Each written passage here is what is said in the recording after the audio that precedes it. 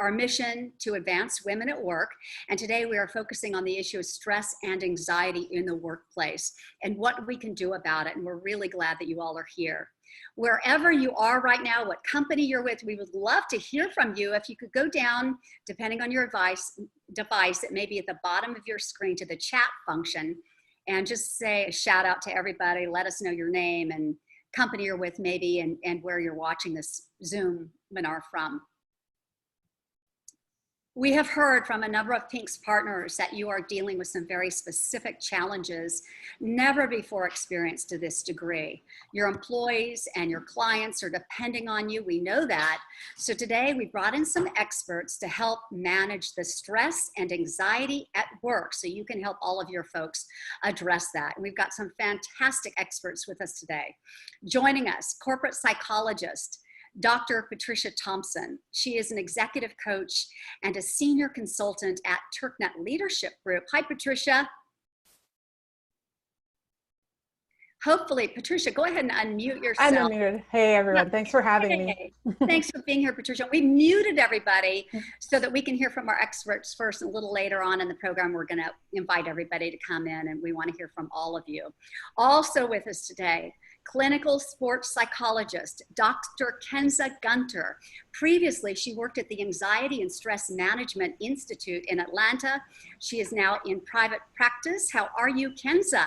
I'm good. Thank you for the invitation to be here, and thank you all for joining the call today. Looking forward to the conversation. Me too. So glad to see you. Also with us today, the owner and operator of the General Store in Serenbe, Nadine Brady. Hi, Nadine. What's going on over there today? You're on the front lines of all this. Yeah. Hi, Cynthia. Thanks so much for having me. Good to have you all. Let's talk to you all about this crazy time and topic. We are open 7 days a week for business and have customers that live here in the community, and then have people that are trying to escape their own community to come to our little haven in the country to do shopping and just walk around. And they're sort of dealing with our rules and parameters about how we're doing business.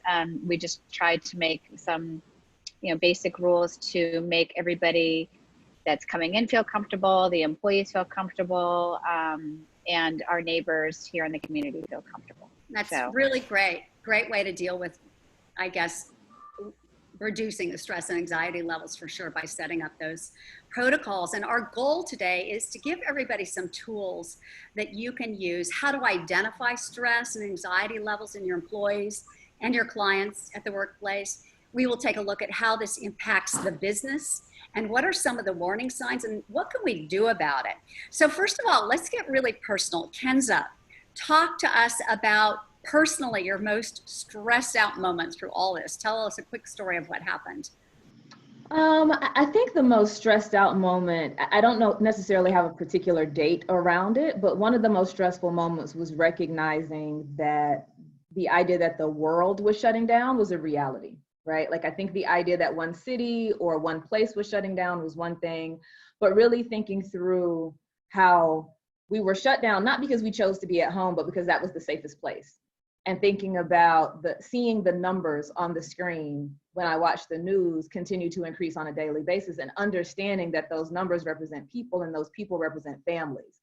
I think that became really stressful in terms of thinking through what this is that we're going through, that it's a global pandemic and there's a lot of loss happening with that. In addition to the anxiety and the unknown pieces of it, there's a lot of loss that's happening and people are really being affected. And so I think that awareness that happened in March, I would say, maybe that third week or so in March, to recognize, oh, this is real. And it's real in a way that I don't think we thought it would get to this place, but then thinking through how do we navigate it, that was the moment there of recognizing that, like, I can't just go see people because that's not safe. Right. Okay, well, Patricia, what about you? What was that moment for you? I know there was one moment you had in mind. Yeah, so mine was actually about 3 weeks in as well, but mine was a lot more personal, and it was when I found out that my first grader school was closed for the rest of the school year. And even though I had been anticipating that that was going to happen, somehow just the reality of it, and thinking that there were going to be 7 more weeks of trying to juggle my work, his Zoom calls, his schoolwork, my husband, like just figuring all that out. And then the uncertainty about what would happen in the summer, which as it turns out, all his camps are canceled too. So just, juggling all of that was really a moment of stress for me. And it's funny because, like I said, I had anticipated that it was going to happen. But then when it became real, kind of like Kenza said, it was just really sat with me like, this is a big deal. This is huge. He's going to be out of school for 10 weeks and we're somehow going to have to figure out how to manage all of this. So that was definitely it for me. Well, I know there are a lot of moms out there who can certainly relate. I can as well. My son is back from school, and if you see someone walking in the background, that's who it is. Nadine, what about you? Was there a moment at the grocery store that was just, super crazy for you and everybody over there? Yeah, I mean, being an essential business had its ups and its downs for sure. I was in the process of relocating back here, and was going back and forth from Phoenix to Georgia. And then, so first I had to make the decision of where we were going to sort of wait out the pandemic. We chose Georgia, mostly because of the business. And then realizing, I think in the beginning, it was, hey, we need to get toilet paper, we need to get chicken, we need to make sure we have all these things for everybody. And then it was, and what if everybody gets sick? What kind of medicines do we need? How homeopathic are we going to be? How much elderberry can we actually get in the store? And then it quickly became, how do we calm everybody? Everybody right. Just sort of came out of their bodies. I think it was, you were dealing with the news and the day to day, and then all of a sudden, facing everybody and saying, you can only have one piece of meat or one roll of toilet paper, or we have to have enough, we have to share, we have to be, and then making the store just safe for customers and employees. And then, to Patricia's point, realizing that there's a family to go home to. I'm not a medical care worker or anything like that, but it was definitely the idea of keeping a business running, and having people come into the store, or are we going to just do like everybody else and go to curbside? Right. So well, yeah, it's because I wanted, employees are exposed to a lot because you're seeing so many people. And I'm familiar with the store, and I've been very impressed with how proactive you have been. And, you put notes on different cupboards saying one stack of toilet papers per customer, I guess one container. So I've been really impressed by that. But I imagine that the people who are watching today, we want to know about you all. What is your stress level? So we have a poll. We want to ask you this question.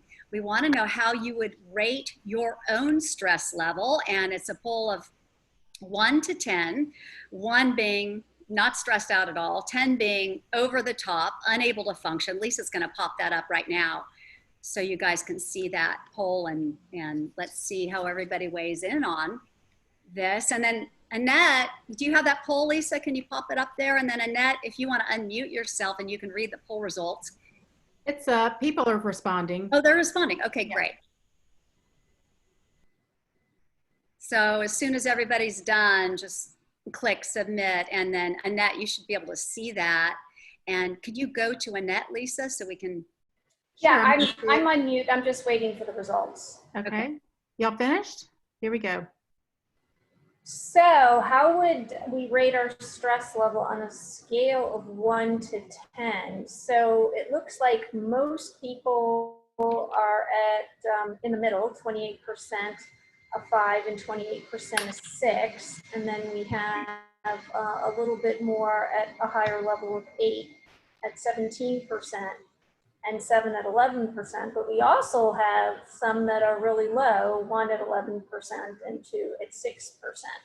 All right. So a little bit all over. Okay, well, thanks, Annette. That's great. That was a great snapshot. We've got another question for you, just one more. We want to know, have your employees or your clients experienced high levels of stress that has adversely impacted their work? What about that one? So we're interested to see how everyone weighs in on that as well. And again, Annette, that should pop up on your screen, and real quick, you should be able to just give us a percentile, how many people said yes, and well, what percentage said yes and what percentage said no. Can you see that, Annette? Not yet. Not yet? Okay. I'm just going to tell you guys that 64% said yes, just in case good. you don't get the results, because it doesn't say share results on this, but just in case, that's what it says. All right, so, And that does. Okay, it shows it. I'm sorry. okay, so that's great. So 65% yes and 35% no. okay, 65% then have employees or clients who indicated that high levels of stress has adversely impacted their work. So I guess we do need to talk about this. We need to talk about outlets. My outlet is poetry, and I've got a emotional support dog around here somewhere. So, and actually I have a poem for you all a little bit later in the program. We also want to make sure that you have takeaways from this program, what you can do about this right now and also in the long run. And before we get to that, Nadine, what are customers telling you is their biggest concern that they're most stressed out about today? I think that, like I said, we cater to people that are visiting and then people that live here full time.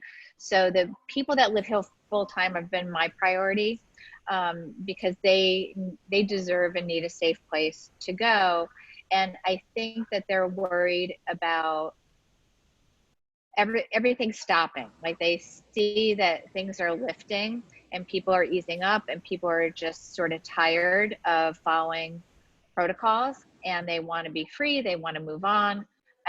There's a whole nother larger group of people that are very not ready for that. And Right. They want to make sure that they feel comfortable in the few places that they can go right now. Very That's good what I point. And Kenza, do you want to build on that? Is that what you're seeing as well? Yeah, I think that the results that you just showed highlight a very important point, is that we're all experiencing this global pandemic, but there are very individual experiences happening in the midst of that as well. So what the stress looks like, where it's manifesting, whether that's in your work life, whether that's in your home life, whether that's emotionally, whether that's in your level of motivation or your energy on a day-to-day basis, it's just looking differently. But I think absolutely I'm seeing what Nadine just described, in that there are many different viewpoints and perspectives about what reintegrating into society looks like and the level of comfort or discomfort that people are having around that. I mean, even as we start to see orders lifted and movement start to increase, there's still a lot of anxiety because there's still uncertainty about what it's all actually leading to. Like we don't know. And when we as humans are faced with uncertain situations, where we might feel like we have limited control and there's still so much that's unknown about it, that's a breeding ground for more anxiety. And that's not anxiety necessarily in a bad way or a dysfunctional way. It's a normal human response to the situation and the type of situation that we're in. Right. Thank you, Kenza. Patricia, talk a little bit about that. And I know you've seen this with some of the folks you coach. One executive in particular ended up in the hospital. And, maybe tell us about that and talk about why does this matter? What is the impact on companies and workers? Yeah, so I've also seen a gamut of responses. I think for some people, their workloads have actually ramped down and they found that having time to spend with their families has been a real positive that maybe they don't typically get to experience. But for a lot of my clients, their workloads have ramped way up, and they're having to deal with the uncertainty of, budgetary changes and trying to figure out their budget for the rest of the year, or feeling guilty because they're having to furlough employees and make decisions about who's going to get furloughed or who's going to get laid off. I have a lot of clients also who have just been so busy and working around the clock that in the discussions that I'm having with them, a lot of it just has to do with how do I manage stress or how do I keep up with this, because they're feeling really overwhelmed. And yeah, there was an example. I have one client who her workload ramped way up and she was already someone who didn't have a lot of resources to be able to get her job done on a typical day. and it got even worse. And she was someone who was young and healthy, and she ended up passing out. And what they found was that she had to go to the hospital, and her blood pressure had become so high that she had to stay there for several days. And so after she got out, she had decided that she was going to, set some more boundaries for herself and focus more on self-care. However, because her company was so busy, she was even getting calls or requests for Zoom calls during her time that she was trying to take care of herself. And so she really was not able to manage her stress and anxiety, and actually ended up kind of taking FMLA as a way to be able to deal with it. But I think that points to the necessity of companies to also be really focusing on compassion at this time and recognizing that this is not a normal situation that we're in. And if they're not taking care of their employees, like something's got to give somewhere. And I'm hearing all of these stories behind the scenes that their bosses might not be hearing because they might not feel like it's a safe space. But we really have to be aware of those sorts of factors. All right, great point. And that just segues into some information we want to share with you. We actually did a story on this stress and anxiety that went out to all of Pink subscribers, and Patricia had some great input for that story that's accessible to you guys on littlepinkbook.com. But the compassion, being there for your workers and what to look for, how do you do that? So we have some warning signs that we included in that story, and we wanted to share those with you now. Lisa will put that graphic on the screen so you can see some of these warning signs here. Things like, if your workers indicate that they're tired all the time, lost enthusiasm, being easily distracted, declining performance. We just saw in the poll that we did here that 65% say stress levels so high that it is adversely impacting their work. Some are feeling disconnected from work and not being able to turn it off. And would love to have our experts weigh in on that. Nadine, have you seen this be an issue with some of the folks who work over there? I know your team is so dedicated. I see them getting there really early. They're washing everything down and following all your protocols. Yeah, I think that, well, for us, one of the things that we had to do was just reduce the number of employees, not because we weren't busy and we weren't open. I just needed less people in the store. And I needed constants. I needed to have it very simplified and streamlined, and people that I knew they were going to work and they were going home. And they were being responsible to their teammates, to their families, and that was important to them. So that put more pressure on them, and they also had more work to do because of all the guidelines and just wanting to be behind people and clean and do as much as possible. And did you notice it taking a toll on them? I think more on my manager than anything else, because she took on, between the two of us, we were doing all regular day-to-day work activities and trying to be very creative in managing and bring everything that we could get. It was very hard to just source cleaning products and food and paper products, all that kind of stuff. So we were trying to sort of wear a number of different hats. And also I think a lot of people in this are working from home and doing things through Zoom and like this. We are one of the few businesses that are seeing people and talking to people every day through masks, but that's what we're doing. And we're hearing their personal stories on top of trying to just provide a service. Mm-hmm. So you realize that you take that on. You realize, you hear somebody's story in a way that you never thought it was going to affect that person or that industry or anything like that. And you do take it on. Yeah, and I think that's really a great example, Nadine. So Kenza, I want to ask you about that. I mean, as Nadine just said, it's not just about managing, helping your workers manage their stress, but also your clients. And here Nadine has, these people coming in off the street what can we do to help allay some of that anxiety for the folks who are around us? Yeah, I think one, again, recognizing that the anxiety is a normal response to the situation that we're in, but also in addition to that compassion that Patricia mentioned, I think it's also important to be empathic. and to try to understand that somebody else's experience may be very different from yours. As it relates to things that we can do to manage anxiety for ourselves and to manage the emotional load that we may be holding of others, I think we have to really develop some self-care strategies. So engaging in activities like mindfulness, Headspace and Calm are two really good apps that offer mindfulness exercises that allow us to pause and actually practice the art of pausing. Right. I think Right. And we're gonna talk about some of the solutions and some of the things that we can do in just a little bit. Before we move on to that, though, and also, by the way, we want to hear some of the cool things like, you know, the mindfulness piece that Kenza just talked about that you all are doing who are watching this, because I know some of you have found some pretty cool solutions. But Patricia, before we move on, do you want to say anything else about warning signs and what companies should be looking for to make sure they are being sensitive to the needs of their employees and their clients as well? So I think all the things on the graphic were really good. I think the other thing just to keep in mind is that people might not necessarily tell you if they feel like they're in a space where their job might be in danger or, you know, that sort of a thing. And so I think it's really important to make sure that you're creating a safe space where people feel like they can talk.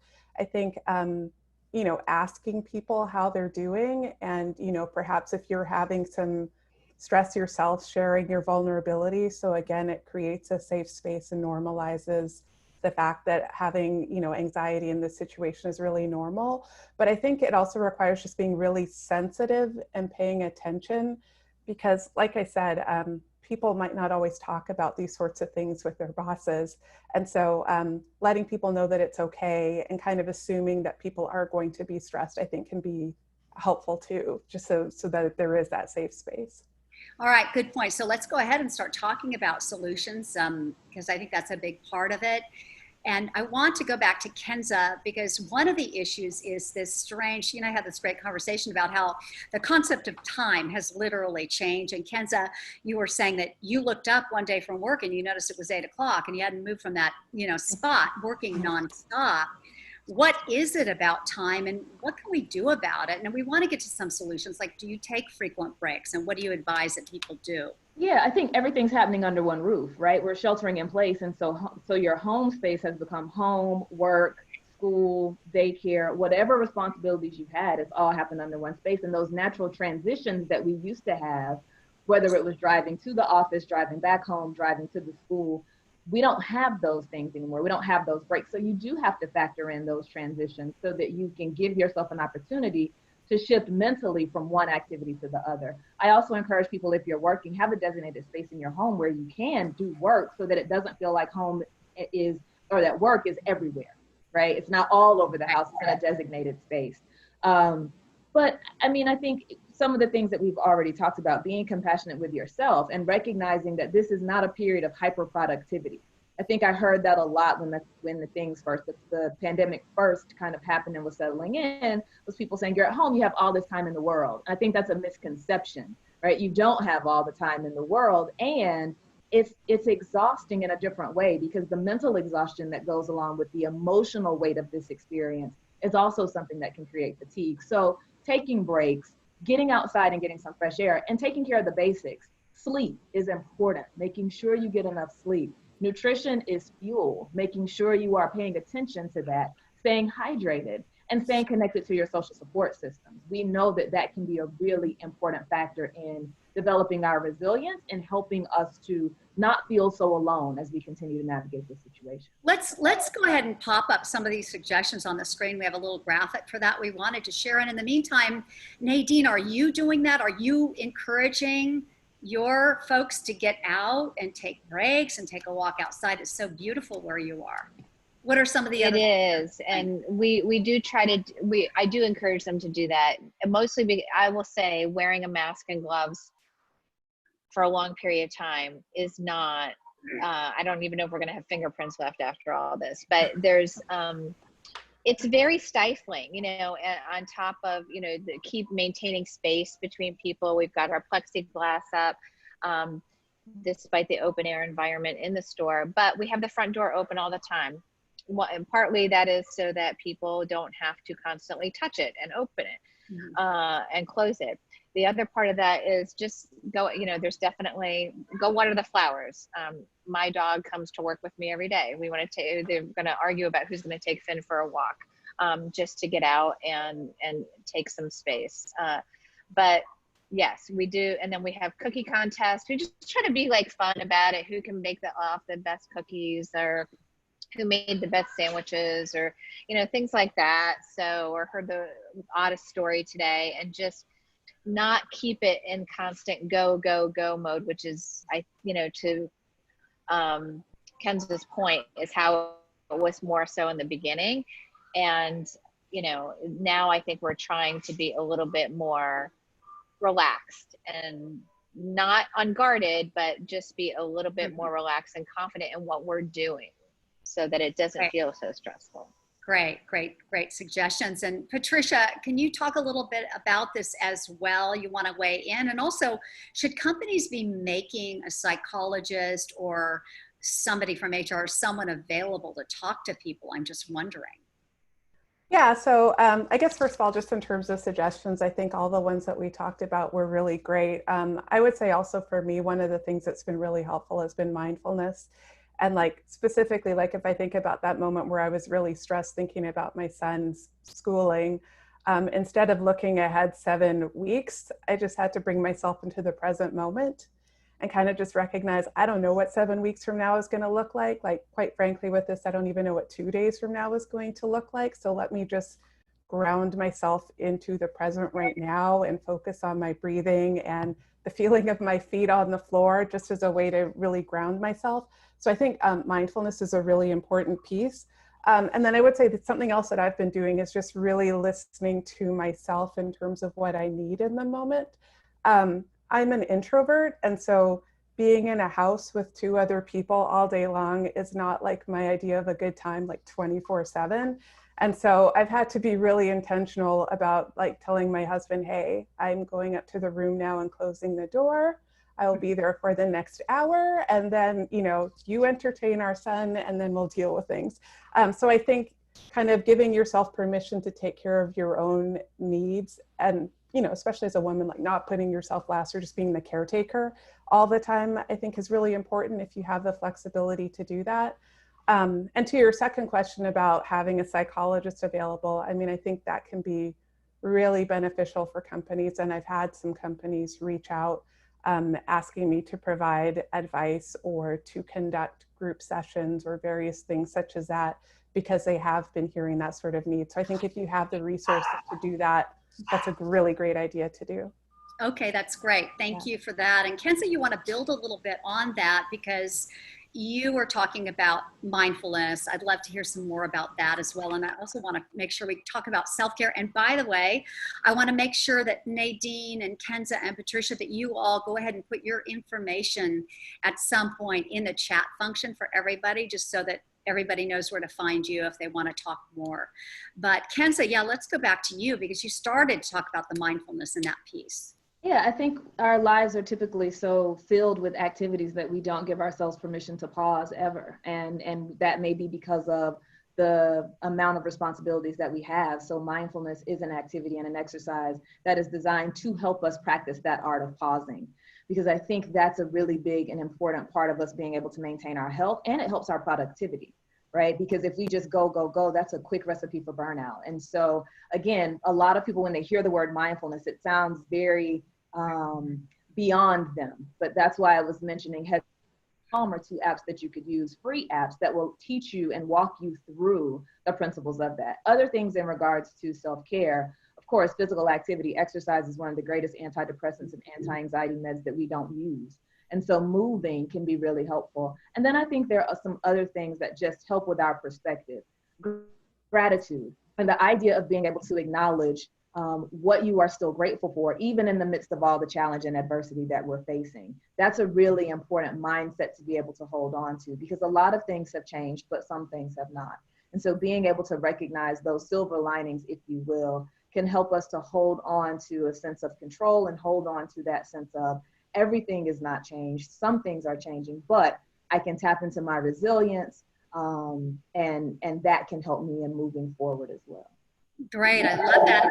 And Kenza, if you have some of the resources for those apps and those suggestions for the mindfulness and the meditations, could you share those with everybody at some point and put them on the chat? Or you could send them to me and I can share them with everybody as we do a recap a little bit later on. Absolutely. I can put some of the names in the chat now, definitely. Okay, that sounds fantastic. And, you know, also I think it's important to talk a little bit about self-care, Nadine. I mean, here you are, you're running this team, you're trying to be a source of support for your employees and for all of us who come into the store all the time. What are you doing for you? Because we have to model that, right, as leaders. Well, I mean, I try to definitely be outside every day. I wish I was doing more for me, but it's hard, right? You know, to the point of like trying to manage through school. I think now that school is over for the kids, it's going to be a little bit easier. So my upcoming goal is to get to the point where I actually have more of a schedule and I'm less reactive to everything going on.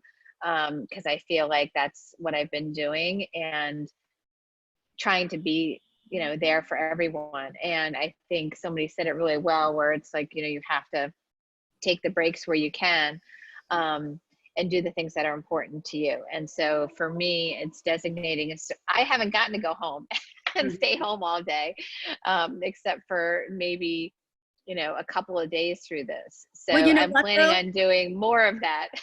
Good. Well, you know, that's a perfect example, Patricia. I mean, but I heard what Nadine is dealing with. This is what leaders are dealing with. They're dealing with it, all this, and companies across the country, and you're just trying to manage everything and you know, pivot and all of that, that you end up last on your own list. What advice do you have for Nadine and other leaders who are grappling with this? Yeah, I mean, I think the main thing is just to be very intentional about setting aside time for your own self-care. I think if you kind of leave it to happen by chance, very often it will not. And so you almost have to kind of set a regimen for yourself or some sort of structure to ensure that you're going to be doing it. You know, I know for me early on, I made myself get on the elliptical trainer every morning at 8 a.m.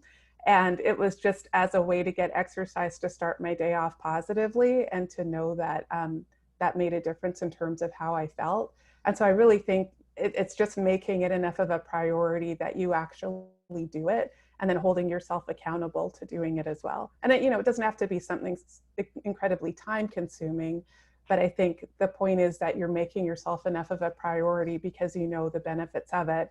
And I guess the downsides if you don't take care of yourself.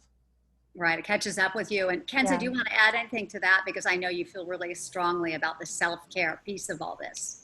Yeah, I mean, I think as women, as female executives, business owners, we work and we give. And so I think we just have to make sure that we add ourselves to that list of people that we're giving to and that we're exhibiting compassion and grace, and not necessarily be left off the list altogether. I mean, I think, you know, there's a saying, you can't pour from an empty cup. And I think that applies to all of us, and being mindful about what we need can not only help us to engage in caring for ourselves, but it can also help us to be empathic towards others and understanding their challenge, which can help in our leadership and our providing support to those who are in our clients or who are our coworkers or employees. Great, great suggestion. And we do want to open this up to more of a conversation, and we want to hear from some of the folks who are watching today. I'm sure you have questions. We have an amazing group of experts with us today. And I do want to go over to Jennifer Manley, and let me go ahead and see if I can unmute you. And Jennifer, you can, I think, unmute yourself as well. But I do want to hear from Jennifer because she had a great suggestion. She was just talking about, you know, how she's spending a lot of time these days really on the managing side. I mean, typically that's not entirely her role. She's the group director for Octagon Sports Entertainment Marketing. She's got a lot going on. And she said, you know, she's just been lending an empathetic ear to her employees, was how she phrased it. Jennifer, are you on? And yes. Oh, great. How are you? I'm good, thanks. How's your stress level today? I checked an 8 on that first. It definitely goes in waves. It started out high, and then there have been some weeks that felt more manageable, and this week is an 8, and hopefully next week we'll be back down to a 5. But that, I think, has been part of the stress too, not only for myself, but for my team and my staff, because on any given week, everybody is just feeling very differently.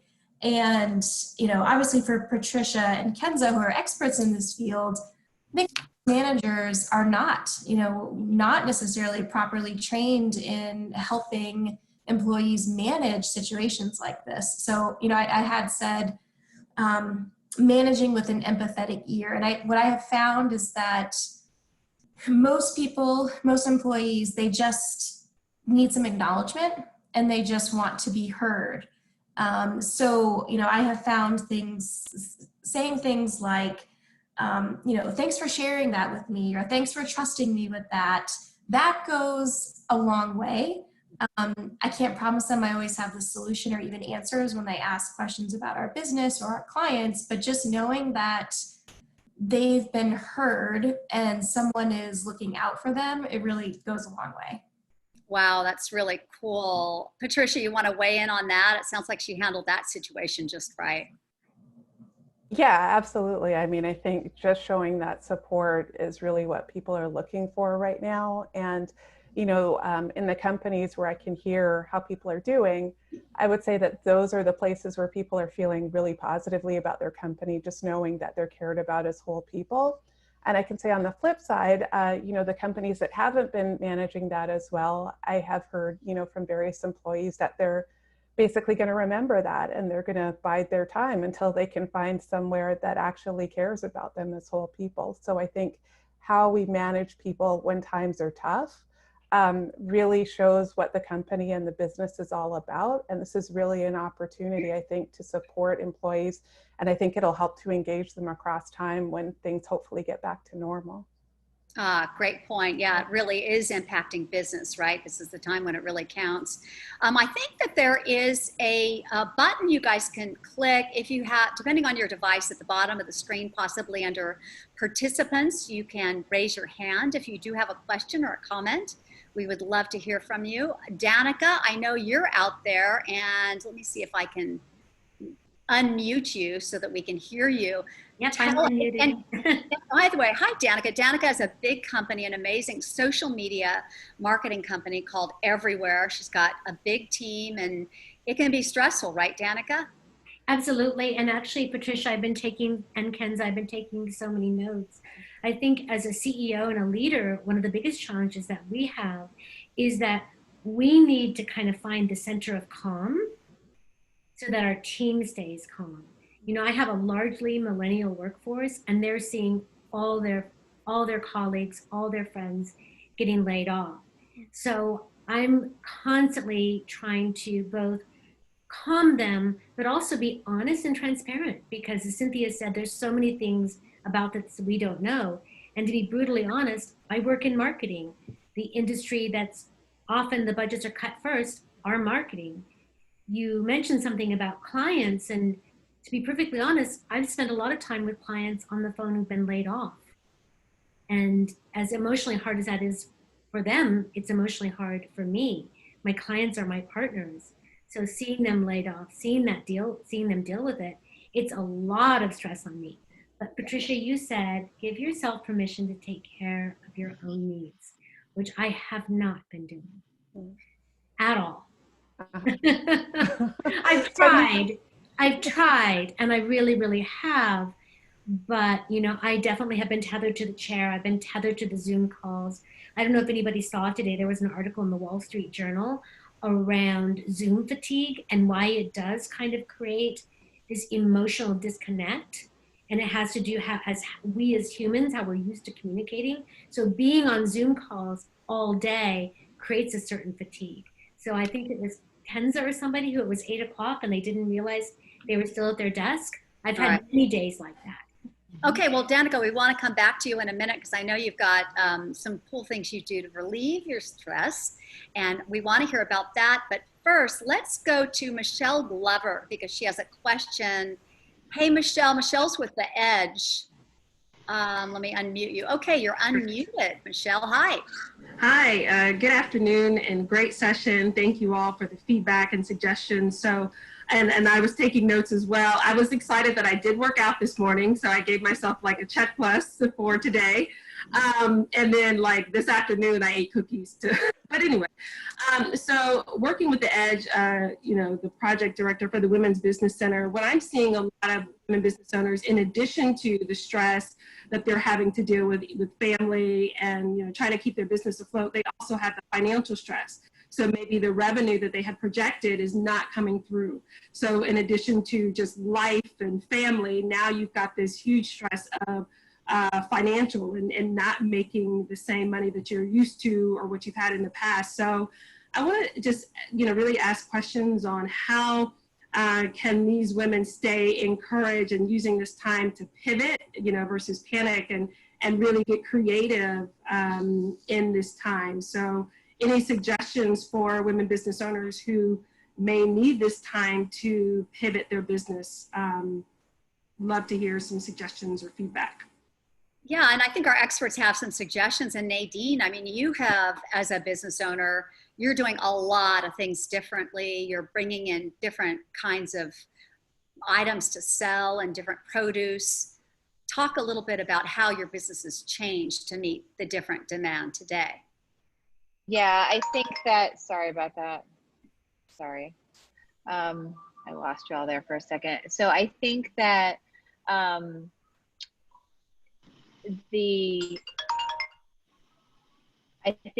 sorry, I keep getting a phone call. I'm trying to mute all my stuff.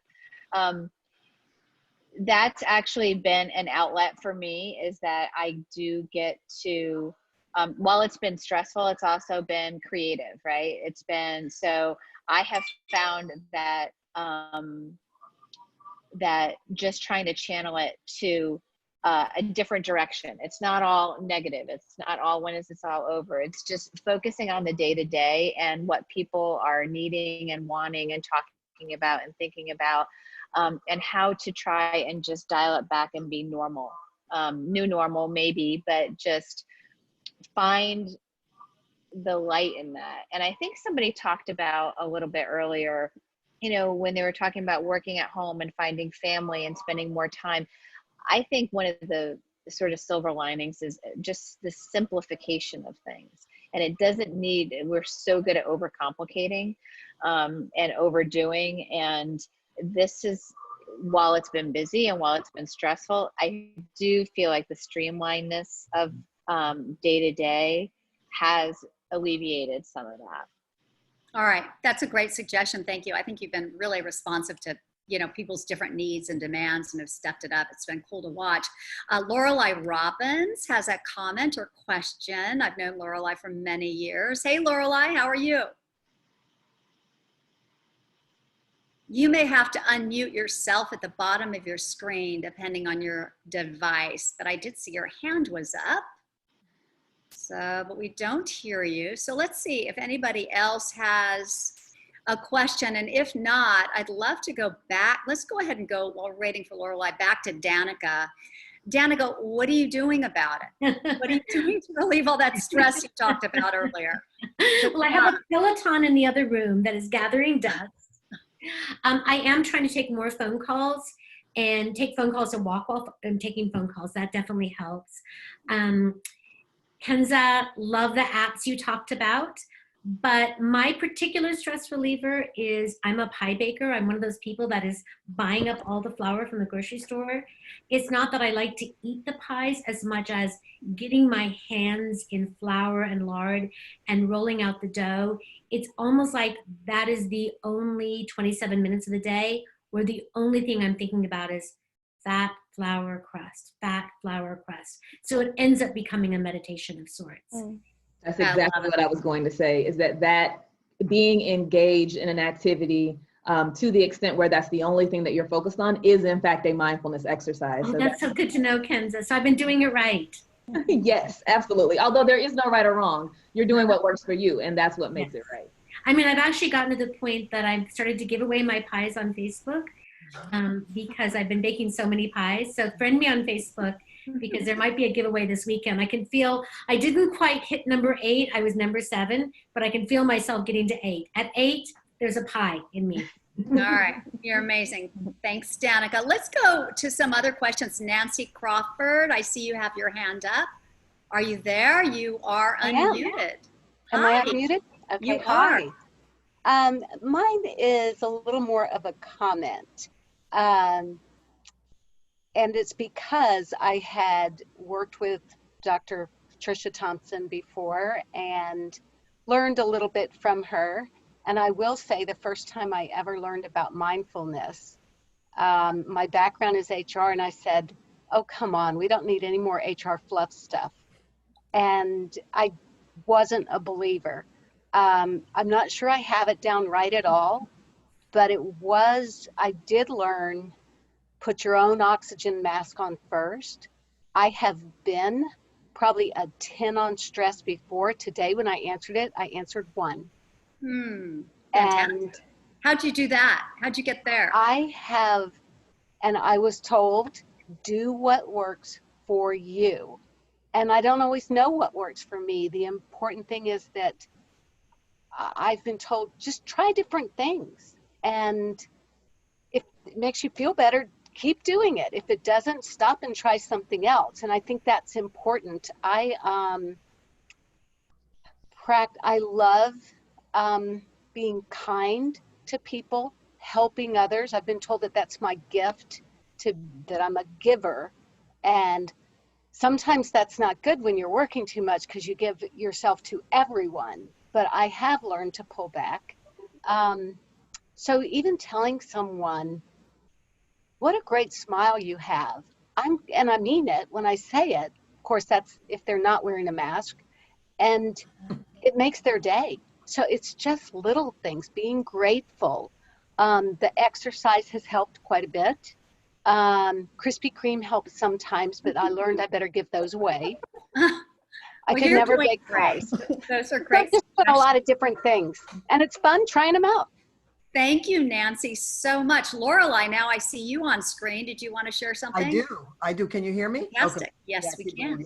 Well, there's so much I want to say, but I'll keep it short. So let me speak to Danica, whom I know. And when I saw she was here, I said, are you a Gemini? Do I remember you're a Gemini sun? Which she is, but I remember that you have all that Cancer energy. Well, you just spoke to it when you said you bake. I mean, that's not a Gemini thing. Gemini's not about baking. Gemini's about communicating, right?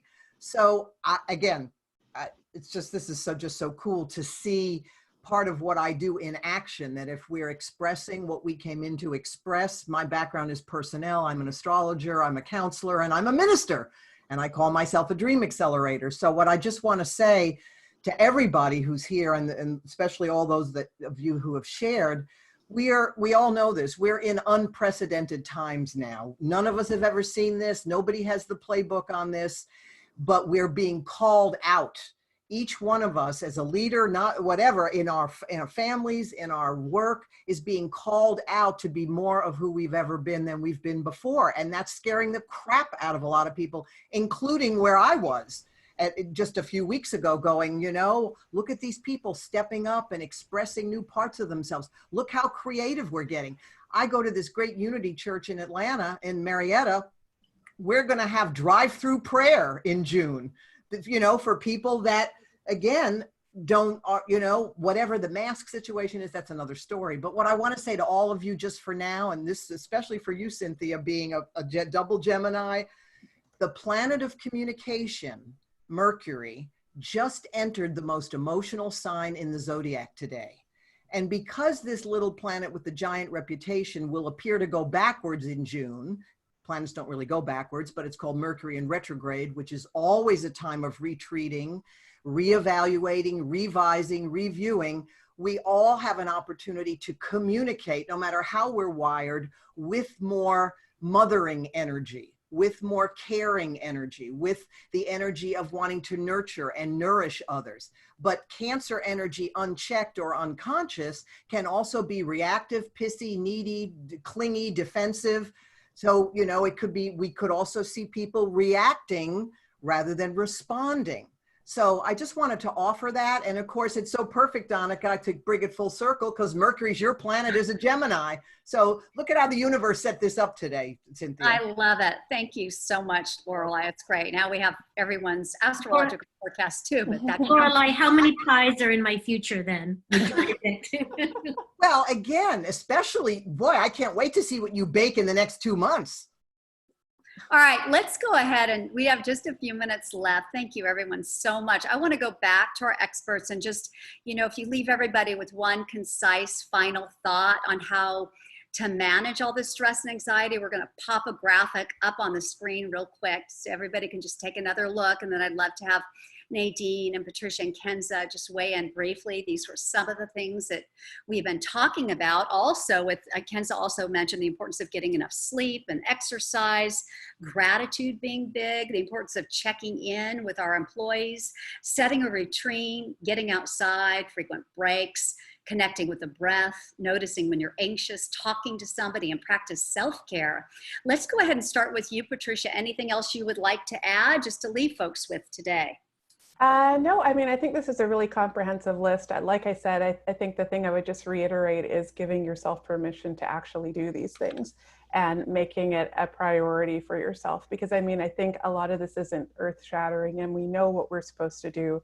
It's just a matter of if we actually do these sorts of things. So make it a priority to take care of yourself. I love it. Great advice. Now we need to just do it. Okay, Nadine, final thought based on what you've learned?